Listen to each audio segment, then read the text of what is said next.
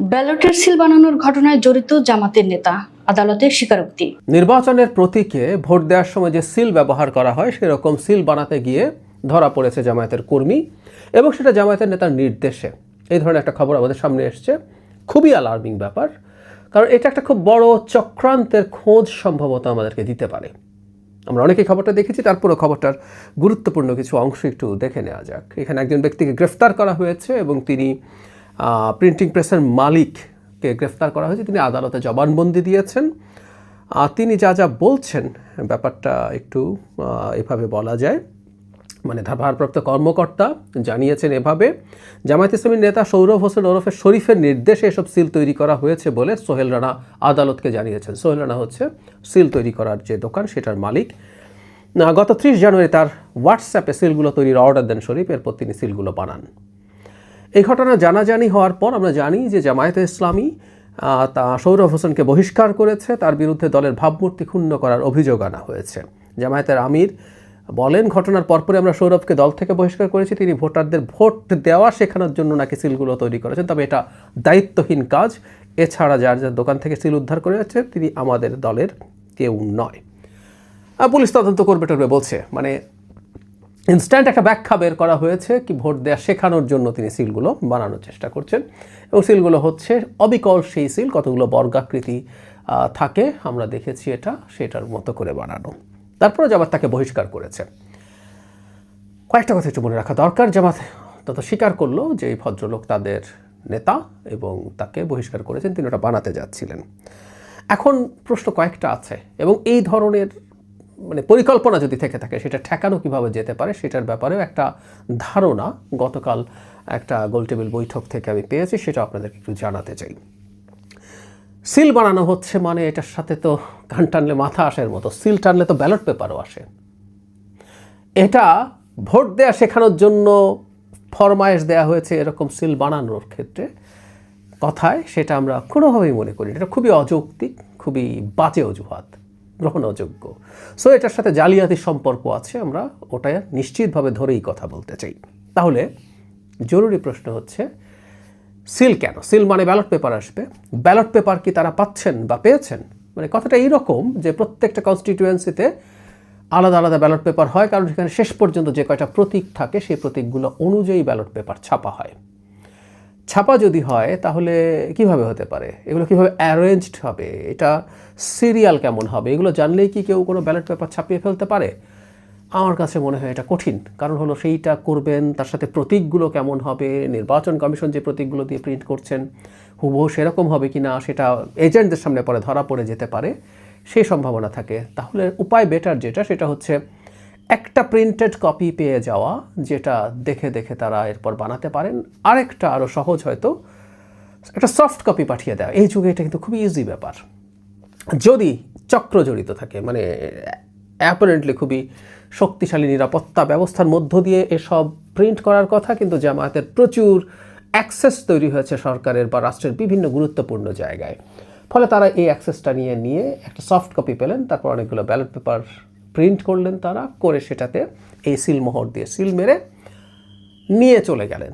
বিশেষ করে হয়তো বডি চেক করা হয় না এবং গোপন যে কক্ষ আছে সেটা পর্দা দিয়ে ঢাকা থাকে, সেখানে কোনো রকম কোনো সিকিউরিটি ক্যামেরার অ্যাক্সেস থাকে না। ফলে ওখানে গিয়ে ওই ভাঁজ করা ব্যালট পেপারগুলো বক্সে যে কেউ ঢুকিয়ে দিতেই পারেন, যদি তিনি ব্যালট পেপারের ওই সফট কপি বা কোনোভাবে কিছু ব্যালট পেপার পেয়ে যান।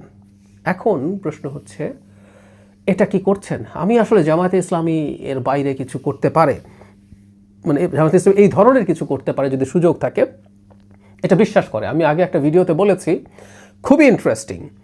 জামায়াতে ইসলামী সমর্থন করেন না, কিন্তু জামায়াতে ইসলামী মানে তুলনামূলকভাবে কম চাঁদাবাজি করেন বা করবেন এই ধরনের বিশ্বাস অনেকে করেন। আমি খুব বেশি করি না, কারণ আমি আগে একদিন বলেছিলাম, অনেকে খুব সমালোচনা করেছেন। চাঁদাবাজি আসলে খুব ব্যক্তির ইস্যু না বা দলের ইস্যু না, বা এটা একটা কাঠামোগত সমস্যা। বাংলাদেশের যে ইনফর্মাল ইকোনমি আছে সেটার ম্যানেজমেন্ট যতদিন পর্যন্ত ঠিকঠাক হবে না, চাঁদাবাজি কোনো না কোনো ফর্মে থাকবে, কম বা বেশি হবে। যাই হোক, অনেকে যেটা মনে করেন যে জামায়াতে ইসলামী তুলনামূলকভাবে কম এসব করবে, তাদের সময় তুলনামূলকভাবে কিছু কিছু জায়গায় দুর্নীতি কম হতে পারে, এই ধরনের পারসেপশন যাদের আছে, আবারও বলছি ব্যক্তিগতভাবে এটাকে সাবস্ক্রাইব করি না। কিন্তু তারাও বিশ্বাস করেন নির্বাচনে জেতার জন্য জামায়াত ইসলামী যে কোনো অন্যায় অনিয়ম দুর্নীতি করতে পারে। মানে খুবই মজার ব্যাপার, একটা রাষ্ট্রের ভোট চুরি করে অবৈধভাবে ক্ষমতায় যাওয়ার অন্যায় বা পাপ চাঁদাবাজি বা অন্য করাপশনের তুলনায় বহু বহু গুণ বড়, কিন্তু তারা এটা করতে পারে বলে মানুষ মনে করে। সো এটা সিস্টেম্যাটিক বা সেন্ট্রাল একটা ডিসিশনের পার্ট হতে পারে। মানে একটা ধরা পড়েছে, এরকম আরও কয়টা আছে, কতগুলো আছে, এই প্রশ্ন তো সামনে আসতেই পারে। সো খুবই সতর্ক থাকা দরকার আমাদের। একটা রাউন্ড টেবিলের কথা বলছিলাম, সেখানে এই ইস্যুতে না, জেনারেলি একটা খুব গুরুত্বপূর্ণ দায়িত্বের কথা জেসমিন টুলি আপা বলেছিলেন। জেসমিন টুলি হচ্ছেন আমাদের নির্বাচন কমিশনের অতিরিক্ত সচিব হিসেবে রিটায়ার করেছেন। তিনি নির্বাচন ব্যবস্থা সংস্কার কমিশনের সদস্য ছিলেন, যে সংস্কার কমিশনের একজন সদস্য আমিও ছিলাম, তার সাথে আমি কাজ করেছি। অসাধারণ মানুষ, নির্বাচনের খুঁটিনাটি তিনি সব কিছু খুব ভালোভাবে জানেন, বিভিন্ন পর্যায়ে কাজ করেছেন। শেখ হাসিনার প্রথম শাসনের সময় চট্টগ্রামে একটা নির্বাচনে আওয়ামী লীগ কারচুপি করার প্রেক্ষাপট তৈরি করছিল, সেখানে তিনি খুব কঠোরভাবে সুন্দরভাবে সেই নির্বাচনটা করে এসেছিলেন, সাহস নিয়ে আওয়ামী লীগ প্রার্থীর বিরুদ্ধে দাঁড়িয়েছিলেন। সেটা এখনও আমাদের খুব গুরুত্বপূর্ণ একটা উদাহরণ হিসেবে রয়ে গেছে। সেই টুলিয়াপা একটা খুব ইন্টারেস্টিং কথা বলেছেন, এটা আমি মনে করি তিনি অন্য সব মানে জেনারেলি বলেছেন এটা করার জন্য, কিন্তু এই চুরিগুলো ঠেকানোর জন্য এটা কাজ করবে। সেটা হচ্ছে এরকম যে কতগুলো ভোট দেয়া হলো সেটার একটা হিসাব করা হয়, কিন্তু কতগুলো ভোট বাকি মানে ব্যালট পেপার বাকি থাকলো এটাও চাইলেন এটা এজেন্টরা ইনফ্যাক্ট ওখানে যারা অফিসার্স আছেন তাদের কাছ থেকে এটা দেখে নিতে পারেন এবং টুকে নিতে পারেন। একটা সহজ উদাহরণ দেই, যে একটা কেন্দ্রে ধরে নিলাম 100 ভোট হয়েছে, তো হিসাব করতে হবে যে ভোটগুলো ব্যালট পেপারগুলো বাকি রয়ে গেছে। এই হিসাবটা নাকি বেশিরভাগ এজেন্টরা করেন না। তাহলে ধরলাম যে কেউ একজন হিসাব করে দেখলেন যে 25টা ব্যালট পেপার রয়ে গেছে, তাহলে পরে যখন ভোট কাউন্টেড হবে তখন কিন্তু বের হবে যে 75টা ভোট ওখানে দেয়া হয়েছে, যেহেতু 25টা এখানে বাকি রয়ে গেছে।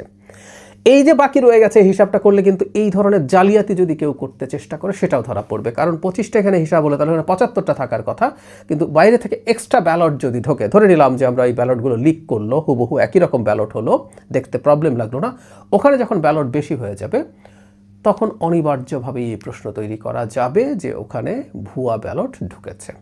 সুতরাং আমি মনে করি এটা জেনারেলি করা দরকার। এজেন্টরা যে পরিমাণ ব্যালট বাকি রয়ে গেল টোটাল ব্যালট থেকে, সেই হিসাবটা দেখবেন এবং করিয়ে নেবেন সেখানে দায়িত্বপ্রাপ্ত অফিসার থেকে, তাহলে হয়তো এটা ঠেকানো যাবে। আমি আগামী নির্বাচনে এজেন্টদের, বিশেষ করে বিএনপির এজেন্টদের খুবই সতর্ক থাকতে হবে। সব এজেন্টেরই থাকা উচিত, কোনো দলই কোনো অন্যায় বা অনিয়ম করুক সেটা কোনোভাবেই যেন হতে না পারে সেটা দেখতে হবে। কিন্তু এই নির্বাচনে জামায়াত অনেক ইলেকশন ইঞ্জিনিয়ারিং করতে পারে, তারা বিভিন্ন ফর্মে, এই আলাপটাই যেহেতু বেশি, বিএনপির এজেন্টদের সতর্ক থাকতে হবে এবং খুবই একেবারে শেষ পর্যন্ত পূর্ণ শক্তি নিয়ে, স্ট্যামিনা নিয়ে থেকে ভোট দেখে, ভোটের হিসাব মিলিয়ে তারপর কেন্দ্র থেকে বেরোতে হবে, না হলে বিপর্যয় ঘটানোর সম্ভাবনা থাকবে।